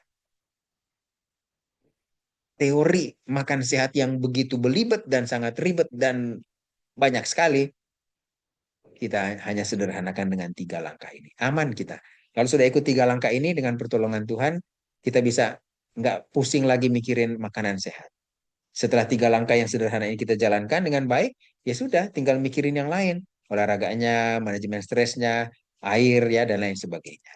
Aman kita. Dan dengan pertolongan Tuhan kita akan sehat ya. Jadi ini implementasinya makan pagi isi piringku ya. Jangan lupa isi piringku ini bisa di-download, dipelajari. Walaupun kita udah belajar sebenarnya makan pagi, kemudian 4 sampai 6 jam kemudian makan siang, kemudian 4 sampai 6 jam kemudian makan malam. Di antaranya puasa total ya, kecuali air bening. Kemudian dari makan yang sore sampai tidur kurang lebih 3 sampai 4 jam. Kalau tahap yang lebih advance, lebih bagus lagi dalam melakukan pola makan yang baik, seperti ini. Ya, jam-jamnya tetap, tetapi pagi banyak, siang lebih sedikit, dan malam makanan yang paling sedikit. Jumlahnya, dari sisi jumlahnya. Kalau ini bisa kita lakukan dengan baik, maka dengan pertolongan Tuhan, kita akan terbebas dari masalah penyakit yang penyebabnya adalah karena kekeliruan makanan dan pola makan. Ya, semoga Tuhan memberkati kita semua. Mungkin masuk di tanya jawab, kalau ada kami persilahkan. Iya. Baik, terima kasih Dokter Leri untuk seminar yang sudah diberikan. Mungkin Bapak Ibu ada yang ingin bertanya? Boleh, silakan Ibu. Oh, Saya ya, Kak. iya boleh. Dengan Ibu Iya, siapa? dengan Ibu Ningce. Oh iya, Ibu Ningce. Silakan Ibu Ningce. Iya, Dok, tadi kan ada bahas soal gerakan usus yang kelima ya, soal masa. Mass Itu kan movement. sensasinya, halo? Itu kan Ya, sensasinya kepengen BAB ya jadinya. Tapi kalau misalnya itu terjadi saat saya kadang suka ngerasain saat berhubungan intim ada sensasi seperti itu. Apakah normal, Dok? ya. Baik, terima kasih untuk pertanyaannya. Saya coba jawab ya, langsung pertanyaannya. Eh, Apapun yang trigger. Kemudian yang kedua tadi seperti apa sih? tidak masuk. Halo? Ya, silakan yang kedua. Yang kedua terkait air. Apakah air putih saja? Kalau air semacam kayak teh atau wedang, apakah tidak termasuk? Termasuk air rendaman apa sih? Seperti rendaman buah-buahan gitu loh.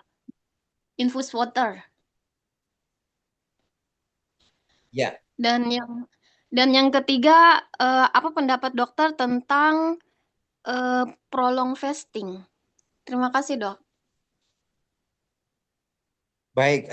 Mungkin untuk prolong fasting, tolong didefinisikan lebih rinci. Maksudnya apa? Yang prolong fasting itu seperti apa?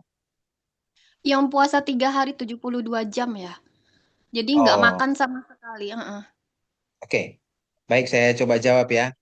Jadi yang Oke. pertama, terkait dengan gerakan mass movement itu, jadi ceritanya adalah apapun yang menyebabkan sehingga memicu terjadinya refleks lambung dan kolon, itu akan memicu orang untuk memicu mass movement.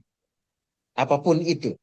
Apakah itu dari makanan yang kita baru makan seperti yang saya sudah jelaskan tadi, atau apapun yang menyebabkan terjadinya peningkatan tekanan di dalam perut. Kita sebutnya tekanan intra-abdomen. Nah, kalau itu terjadi di saat berhubungan intim, maka itu hal yang wajar terjadi.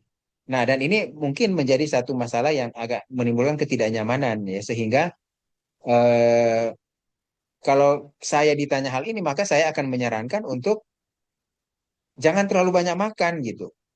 Jangan terlalu banyak makan karena biasanya mass movement ini akan di-trigger apabila orang itu terlalu banyak makan. Ya, dia terlalu banyak makan sehingga yang saya bilang tadi di rektum itu sudah terkumpul makanan yang siap dibuang. Apapun ada trigger yang memicu refleks gastrokolik, maka akhirnya akan menyebabkan orang tertrigger untuk BAB. Sehingga saran saya adalah ya kurangi gitu. Ya kurangi makan sehingga akan menyebabkan gerakan usus ini tidak dipicu di saat yang kita tidak inginkan. Itu yang pertama. Kemudian yang kedua, eh, apa yang kedua ya tadi pertanyaannya? Air putih, infused Oh ya, water sama wedang. jadi jawabannya adalah hanya air putih saja. Karena tadi saya sudah sebutkan, sekecil apapun unsur nutrisi yang masuk, MMC akan berhenti. Infus water, wah itu nutrisinya bukan kecil tuh, banyak tuh. Karena dia sudah rendaman dari buah-buahan, sudah ada di situ sudah ada mineral, ada vitamin, dan mungkin juga ada makronutrisi dalam jumlah yang sedikit ya, misalnya ada gula dan lain sebagainya, karbohidrat dan lain sebagainya dalam jumlah yang sangat kecil. Tapi itu kan tetap unsur nutrisi. Teh, air wedang jahe itu unsur nutrisi semua. Jadi unsur nutrisi ini akan membuat si migrating motor kompleks ini tidak muncul karena dia akan berpikir ini unsur nutrisi yang harus dicerna sehingga dia akan menyerahkan posisinya kepada gerakan peristaltik. Dia akan menjalankan tugasnya kepada gerakan peristaltik karena ini dia akan dianggap seperti itu. Itulah sebabnya air yang aman untuk gerakan MMC ini, maksudnya supaya gerakan MMC ini tetap terjadi, hanya air bening yang tidak ada unsur nutrisi sama sekali. Ya, hanya H2O aja, hanya air aja itu aman. Ya. Kemudian pertanyaan yang ketiga tadi apa? Prolong fasting. Prolong fasting ini adalah satu eh, metode yang digunakan, yang metode yang baik untuk digunakan asal kondisinya benar. Kondisinya benar itu maksudnya gini. Kalau kita lagi mau menurunkan berat badan, kalau kita sebelumnya pola makannya jelek banget dan terlalu cenderung terlalu banyak ya sehingga kita menjadi lebih gemuk, ada penyakit-penyakit kronis tertentu. Kalau kita mau melakukan prolong fasting untuk tidak makan sama sekali dalam 1, 2, atau 3 hari, maka itu menjadi satu hal yang cukup baik asal kondisinya benar dan dilakukan dengan cara yang benar. Tapi prolong fasting ini bukan anjuran pola hidup seumur hidup. Sementara yang saya sedang bicarakan sore ini, puasa di antara jam makan, itu adalah anjuran pola makan yang Bapak dan Ibu akan jalankan seumur hidup. Bukan hanya untuk periode waktu tertentu. Jadi ini bukan metode-metode metode sesaat, ya, metode yang tidak permanen, temporarily, ya, temporary method. Bukan, ini adalah anjuran pola makan yang baik dan benar seumur hidup. Jadi seumur hidup kita harus makan puasa, makan puasa, makan puasa. Jadi ada fase puasa di antara jam. Ya, mudah-mudahan itu bisa menjawab pertanyaannya. Jadi kalau Ya. mau lakukan prolong fasting silahkan, asal kondisinya benar. Karena ada kondisi yang nggak benar. Misalnya gini, orangnya itu malah nggak suka makan, udah kurus, terus dia mau prolong fasting. Itu bahaya tuh. Kondisi malnutrisi, undernutrisi, dan kemudian dia prolong fasting. Wah, itu akan menyebabkan masalah serius. Tapi kalau seperti hal-hal yang saya sebutkan tadi, dia sebelumnya makan berlebihan, gemuk, ya, kemudian dia ada penyakit-penyakit tertentu yang diakibatkan karena obesitas, kemudian dia mau melakukan proses detoksifikasi dengan prolong fasting, maka itu menjadi hal yang sangat baik. Tapi sebaiknya di bawah supervisi tenaga kesehatan supaya bisa dipantau. Gitu. Oke, Oke, itu baik. dari saya. Terima kasih. Dok, terkait yang tadi kalau misalnya kita udah rutin nih, udah punya jamnya ya, jam makan. Kan kata dokter itu harus seumur hidup ya. Seandainya itu dijeda sama puasa Ramadan, otomatis kan itu jadi tidak sesuai sama keseharian. Apakah itu nanti akan kembali lagi? Enggak, tidak. Itu bagus malah. Jadi karena kan puasa bulan suci Ramadan itu kan bukan puasa untuk setiap bulan kita puasa seperti itu kan hanya setahun sekali. Itu justru kalau dikombinasi, jadi pola makan yang rutin itu memang sudah seperti itu, makan puasa, makan puasa. Jadi ada keteraturan pola makan yang baik dan benar. Kemudian setelah itu dia tiba di bulan suci Ramadan dia mau puasa, itu sama sekali nggak ada pengaruhnya. Nggak ada pengaruhnya. Bahkan akan membuat tubuh itu lebih lebih prima untuk menghadapi kehidupan keseharian kita. Jadi itu tidak ada hubungan negatif, justru dia akan saling menopang, karena pada prinsipnya ketika puasa Ramadan makan siang itu yang hilang, dia kan tak makan pagi dan makan sore ya ketika sahur dan kemudian berbuka, aman. Jadi kalau apalagi kalau memang pola makan seperti yang dianjurkan ini, makan 3 kali sehari, ada fase puasa di antara jam makan sudah dilakukan, itu secara otomatis dalam beberapa waktu gula darah normal, kolesterol akan turun dan lain sebagainya. Sehingga ketika masuk di bulan suci Ramadan, wah dia siap banget untuk puasa selama sebulan penuh. Aman. Jadi dia nggak ada hubungan yang negatif, tapi justru akan saling saling menunjang untuk membuat seseorang itu bukan hanya sehat secara rohani ketika tiba di bulan suci Ramadan, tapi secara fisik juga orang itu akan menjadi sangat prima. Gitu. Oke, terima kasih dok. Terima kasih. Baik, terima kasih. Ada lagi yang mau bertanya? Saya persilahkan.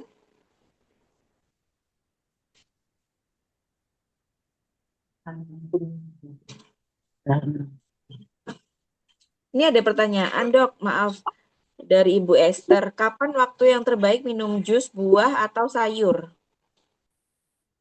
Baik, Ehm, saya langsung jawab. Mungkin saya perlu klarifikasi dulu ya. Jadi gini Bapak dan Ibu, yang saya pahami,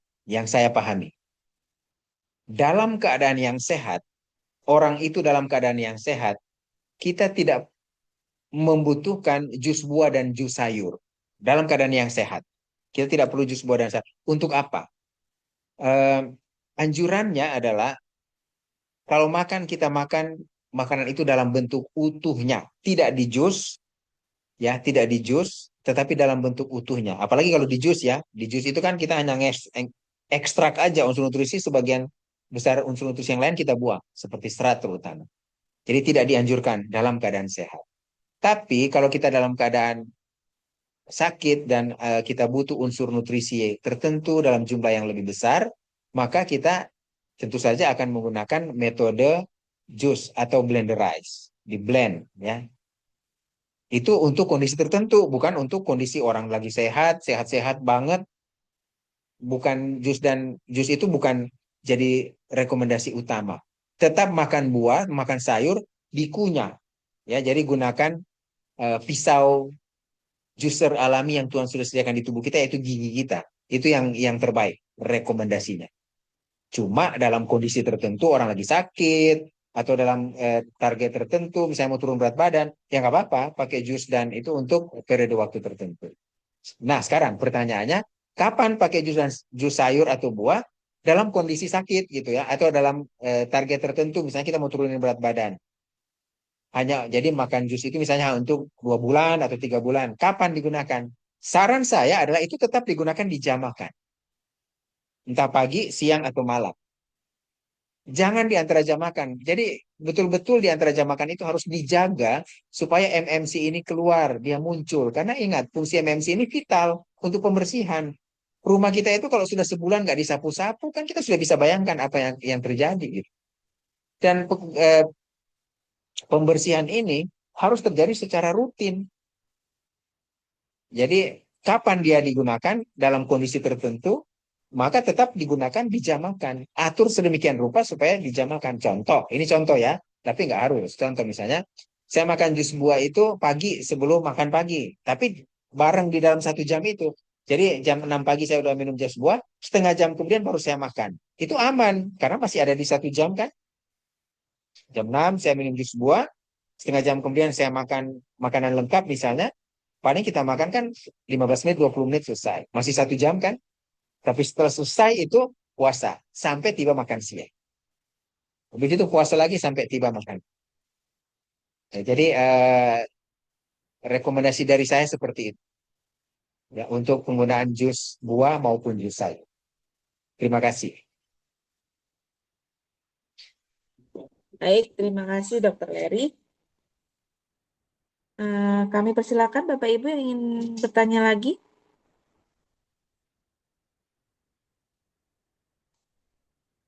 Oke, di chat. Oh, terima kasih. Kata Ibu Esther, terima kasih, Dok. Sama-sama. Oke, Dok, berarti saya juga mau tanya, Dok, yang MMC tadi itu, Dok. Berarti hanya air putih ya, Dok, ya di sela-sela itu. Jus pun nggak boleh ya, karena itu bikin dia jadinya nggak bisa muncul lagi ya. Jadi kayak masuk Ya, makanan aja kalau jus ya. betul sekali. Jadi air putih yang tidak tidak menghentikan proses kemunculannya cuma air putih. Tapi kalau apapun yang ada unsur nutrisi, Hmm. misalnya kayak tadi lah, air putih tapi infus gitu ya. Jadi ada Iya, iya. itu akan menghentikan proses dari secara teori itu akan menghentikan proses MMC.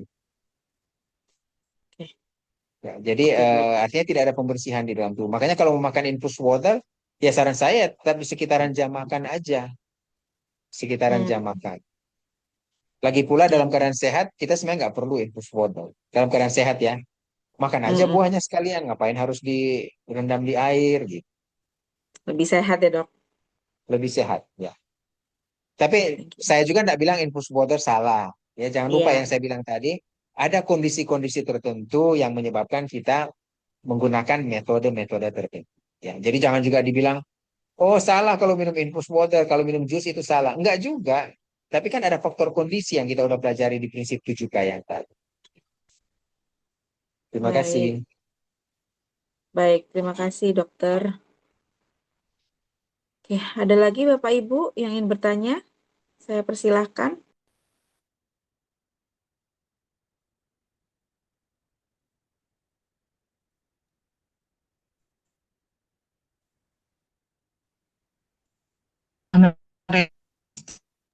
Ya, silakan.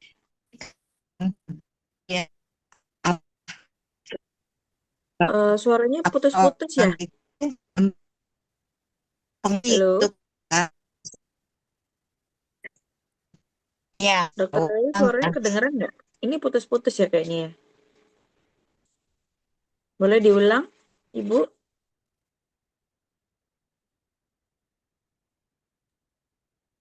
Kalau ada orang mager, kan sekarang ini tuh banyak orang yang main HP, gitu.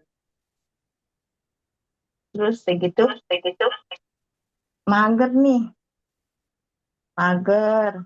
Apakah gerakan ususnya itu juga terpengaruh gitu, Dok? Ya, Terima kasih. baik, baik, terima kasih. Saya langsung jawab ya. Jadi, apa hubungannya antara gerakan kita bergerak dengan usus? Penelitian menunjukkan bahwa Kalau orang itu bergerak secara normal, rajin bergerak. Jadi gini Bapak dan Ibu. Sebenarnya kita dianjurkan untuk olahraga 10.000 langkah. Apakah kita menambah sesuatu yang lebih sehat ke dalam tubuh kita? Tidak, Bapak dan Ibu. Gerakan 10.000 langkah yang kita jadi kadang-kadang dijadikan patokan, itu memang itu memang wajib kita lakukan sebagai manusia. Kita bukan karena saya bergerak 10.000 langkah, saya menambahkan sesuatu yang lebih sehat ke tubuh kita. Tidak. Itu memang kewajiban orang untuk berolahraga minimal 10.000 langkah sehari-hari, sudah jadi hukum alam bahwa tubuh kita harus bergerak gitu. Ya, jadi kita bisa bayangkan yang 10.000 langkah itu aja sudah jadi kewajiban fundamental dasar, apalagi kalau kita nggak suka olahraga. Jadi hubungan antara gerakan dengan gerakan usus adalah gini. Kalau tadi Bapak yang perhatikan, ada yang gerakan usus yang terjadi 12 kali per menit ya. Itu terjadi dalam keadaan orang normal. Artinya sehari-hari dia bergerak. Ya, mungkin patokannya bisa 10.000 langkah yang tadi. Itu baru terjadi gerakan usus 12 kali per menit. Artinya kalau orang itu malas gerak, nggak berolahraga sama sekali dalam hari itu, maka gerakan-gerakan usus ini akan menjadi sangat lambat. Tidak akan jadi masalah kalau ususnya gerakannya lambat, kalau orang itu makanannya juga sedikit. Tapi kalau orang sekarang kan yang terjadi sebaliknya, kalau dia malas bergerak, biasanya larinya ke jago makan tuh. Jago makan dan malas bergerak. Artinya yang terjadi adalah gerakan ususnya dalam keadaan hari-hari lambat, tapi makanan yang masuk dalam jumlah yang besar. Itu betul-betul akan menyebabkan kekacauan fungsi fisiologi saluran cerna. Kacau tuh. Ya, akan menyebabkan kekacauan sehingga akhirnya seperti yang saya sebutkan tadi, dampaknya mungkin nggak akan 2-3 bulan dari sekarang. Mungkin nanti 15-20 tahun berikut. Tapi satu dampak yang bisa menuju kepada satu titik yang irreversible. Point of no return. Ya jangan lupa Bapak dan Ibu bahwa perjalanan penyakit manusia yang terjadi di tubuh manusia itu ada yang namanya titik point of no return. Irreversible. Nggak bisa diperbaiki lagi. Ya ini yang saya bilang terjadinya mungkin nanti 20 tahun depan. Tapi ketika dia masuk pada titik itu, nggak bisa diperbaiki. Sehingga akhirnya ya sudah harus terima. Contoh kasus seperti itu adalah gagal ginjal. Ya gagal ginjal itu kalau sudah masuk stadium 2, 3, 4, apalagi kalau sudah stadium 5, itu kan nggak bisa diperbaiki lagi. Jadi misalnya ada orang gagal ginjal stadium 4 gitu kan. Hidup sehat supaya dia bisa jadi stadium 3 atau 2. Secara teori nggak bisa terjadi. Kecuali itu mujizat yang Tuhan anugerahkan kepada seseorang. Tapi secara teori, gagal ginjal ini kalau sudah stadium 4 atau stadium 3 nggak bisa kembali ke stadium awal. Tujuan terapi, termasuk terapi pola hidup, hanya untuk membuat supaya jangan masuk ke stadium 4. Jadi misalnya dia stadium 3, dikasih pola hidup, makan yang benar, dikasih obat-obatan. Tujuannya itu hanya untuk mencegah supaya jangan masuk ke stadium 4. Bukan untuk bikin supaya jadi stadium 2. Tidak lagi. Itu namanya point of no return. Titik irreversible di dalam fungsi fisiologis, fungsi normal tubuh manusia. Itulah sebabnya jangan tunggu sudah gagal ginjal mau pola hidup sehat. Sekaranglah saatnya ketika kita dalam keadaan yang sangat sehat untuk segera menjalankan pola hidup yang sehat. Ya. Jadi kalau kita mager, gerakan usus akan jadi lebih lambat. Syukur-syukur kalau memang makan kita juga sedikit. Tapi kalau makan kita banyak, maka itu akan merusak, mengacaukan fungsi fisiologi saluran cerna. Dan ujung-ujungnya ya kita sudah bisa menebak apa yang akan terjadi. Sekali lagi, memang nggak terjadi tahun depan, 2 tahun depan, mungkin nggak. Itu akan terjadi 15 atau 20 tahun depan. Tapi sangat menyakitkan kalau itu terjadi. Jangan pernah masuk ke keadaan yang seperti itu. Oke? Terima Baik, kasih. terima kasih dokter. Terakhir dokter mau tanya, ini ada pertanyaan dari Ibu PSA. Kalau untuk lansia apakah tetap harus 10.000 langkah? Sementara fisiknya lemah. Nah ini yang saya bilang tadi, ketika berbicara pola hidup, termasuk pola makan, jangan lupa faktor kondisi. Ya. Makanya kenapa kondisi itu di awal, baik dalam soal makan maupun di dalam pola hidup. Jadi pertanyaannya apakah 10.000 langkah? Ya jelas tidak. Tergantung dari kondisi. Tapi bukan berarti nggak bergerak. Kalau tadi disampaikan lututnya lemah, ini harus dicari tahu nih. Ya, umur berapa orangnya dan apakah lutut lemah itu masih sesuatu yang dianggap wajar atau sesuatu atau penyakit. Dibereskan dulu masalahnya. Tapi prinsipnya kita harus bergerak. 10.000 langkah itu juga kan bukan patokan, itu patokan secara general. Tetapi bukan semua orang harus 10.000 langkah. Ada yang 10.000 langkah sehat banget, ada yang sudah 15.000 langkah masih tetap sakit juga. Saya menemukan pasien-pasien yang menjalankan pola hidup yang sehat, pasien diabetes, kemarin kami pernah ada pengalaman dengan itu, disuruh olahraga, patokan umumnya adalah supaya gampang diingat 10.000 langkah. Pakai smartwatch dia bisa tahu. Dia bilang, saya kalau 10.000 langkah gula darah nggak turun. Nanti 15.000 baru gula darah turun. Ya, jadi personalized treatment. Kalau di nutrisi, personalized nutrition namanya. Jadi angka-angka seperti itu kita tidak bisa generalisasi. Itu patokan umum. Kita mulai dari mana nih? Oh, 10.000 langkah aja gitu. Tapi kemudian kita lihat dulu kondisinya apa. Baru disesuaikan dengan kondisi dan dievaluasi lagi hasilnya. Ya, jadi jangan jadikan 10.000 langkah itu sebagai angka keramat. Saya sehat kalau 10.000 langkah. Orang dengan 5.000 sehat bisa. Bisa orang dengan 5.000 langkah sehat. Bisa. Tergantung dari kondisinya. Ya, atlet misalnya yang memang rajin olahraga dari muda, mungkin dia nggak perlu juga 5.000. Cukup aja dia 1.000 langkah jalan tiap hari, tapi dia kan olahraga yang lain aman. Tidak ada masalah. Jadi harus perhatikan dulu kondisinya. Saya memang nggak menjawab pertanyaan ini hitam di atas putih ya jelas banget. Tapi yang saya sampaikan adalah kondisinya dilihat dulu. Kondisi lutut, apalagi dibilang lutut lemah tadi. Ini karena apa nih? Dan apakah ini sesuatu yang normal, fisiologis, atau sesuatu atau penyakit? Nah, itu harus dibereskan dulu. Baru ditetap. Yang penting prinsipnya kita harus bergerak setiap hari. Jangan sampai terlalu banyak tidur tiduran ya atau mager seperti yang disampaikan tadi. Baik, Terima terima kasih. kasih dokter. Sepertinya sudah tidak ada pertanyaan lagi. Baik, oh ada dok sebentar. Izin bertanya dokter, saya penderita GERD dan sendawa terus-menerus sudah 5 tahun treatment. Apa yang harus dilakukan dari Ibu Dina? Baik, terima kasih. Jadi kalau memang sudah ada GERD, ini kan sudah cukup lama mungkin GERD-nya. Prinsip pengobatannya adalah satu, terapi menggunakan obat-obatan dari dokter tetap harus dijalankan. Yang kedua, pola hidup tidak boleh diabaikan. Jadi terapinya dua tuh, terapi medikamen, terapi konvensional dari dokter, pola hidup juga harus jalan. Karena kalau pola hidup ini diabaikan, maka terapi dari dokter itu nggak akan maksimal. Atau bahkan mungkin nggak akan pernah terjadi sehingga harus minum obat seumur hidup. Tapi dengan menjalankan pola hidup seperti yang saya sudah bilang tadi ya, banyak tuh pola hidup bukan cuma satu. Manajemen stres, harus ada olahraga teratur. Makan juga masuk di pola hidup ini. Jadi pola hidup itu termasuk makanan. Kalau itu dijalankan perlahan-lahan, maka dengan pertolongan Tuhan saya yakin GERD itu akan selesai masalahnya. Dan kalau itu selesai, yang terjadi adalah pola hidup dilanjutkan, obat-obatan akan di-stop. Ya, jadi kalau ditanya terapinya, ya dua itu untuk sementara di awal ini. Terapi obat, tapi pola hidup wajib mulai dijalankan juga. Dan nanti pola hidup ini lanjut, obat stop. Karena pola hidup ini seperti yang saya bilang tadi, kalau di soal makan, UK yang ketujuh, kontinuitas. Dia harus diadopsi seumur hidup. Ya, terima kasih. Baik, terima kasih dokter. Oke, baik. Untuk Q&A sepertinya sudah cukup ya. Kiranya semua tadi yang sudah dijawab dapat membantu kita dalam hidup lebih sehat lagi. Terima kasih Dokter Leri.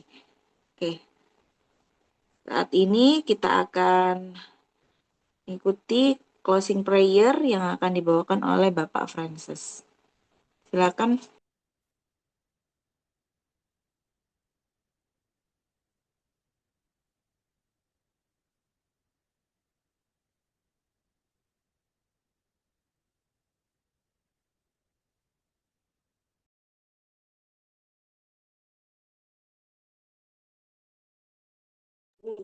Baik, mari kita satu dalam doa. Bapa di sorga, terima kasih pada Sabtu yang penuh berkat ini kami telah diberikan materi yang sangat luar biasa untuk kesehatan usus kami yang baru saja disampaikan oleh Dr. Larry.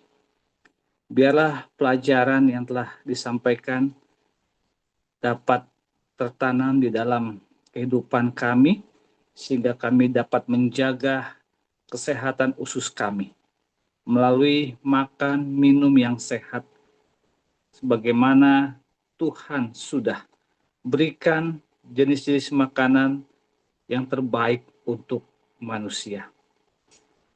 Dan kami juga telah bertanya, biarlah jawaban-jawaban yang telah disampaikan oleh Dr. Larry dapat menjadi inspirasi bagi kami semua yang hadir. Dan biarlah tubuh yang Tuhan percayakan kepada kami, tempat di mana Roh Kudus hadir, dapat kami jaga kesuciannya melalui kehidupan kami sampai Tuhan Yesus datang. Kiranya Tuhanlah yang akan memberkati Dr. Larry yang sudah melayani seluruh umat Tuhan yang hadir lewat Zoom. Berkat di dalam kesehatan, berkat di dalam pelayanan, dalam pekerjaan, dalam melayani masyarakat, dan juga melayani Tuhan. Tuhan memberkati rumah tangga, Tuhan memberkati istri dan anak-anak semua dengan sukacita, kebahagiaan, dan kesehatan. Kiranya dengan pelayanan Dr. Larry menjadi kemuliaan bagi nama Tuhan. Dan kami semua yang sudah hadir, Tuhan berkati. Di saat kami akan berpisah, biarlah sepanjang kehidupan kami selalu mengandalkan Tuhan. Bapa yang ada di sorga, kami serahkan sepenuhnya kehidupan kami hanya ke dalam nama-Mu saja. Ampunkanlah segala dosa-dosa kami ya Bapa. Hamba-Mu menyerahkan doa ini hanya di dalam nama Tuhan Yesus yang telah menjadi juru selamat kami. Amin.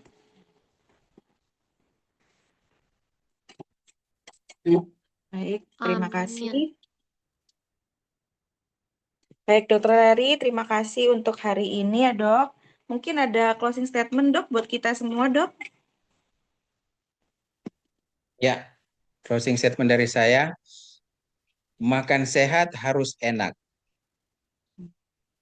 Makan enak harus bijaksana. Dan salah satu cara makan bijaksana seperti yang kita sudah diskusikan sore ini ya. Dan orang yang makan dengan bijaksana, dengan pertolongan Tuhan ya, insya Allah akan tetap sehat. Terima kasih. Amin, terima kasih Dokter Larry. Baik, terima kasih Bapak Ibu yang sudah hadir pada sore hari ini. Kita akan berjumpa lagi di Seminar Sehat di bulan depan, awal bulan juga ya, di minggu pertama. Terima kasih semuanya. Terima kasih Dokter Larry sekali lagi. Sehat-sehat selalu. Sampai Terima kita kasih. bertemu lagi. Terima kasih semua. Terima kasih, dokter. Terima kasih. Terima kasih Dr. Larry. Selamat tahun baru. Terima kasih. Selamat tahun baru. Tuhan Ya. selalu berkati. Terima kasih Dok. Tuhan berkati.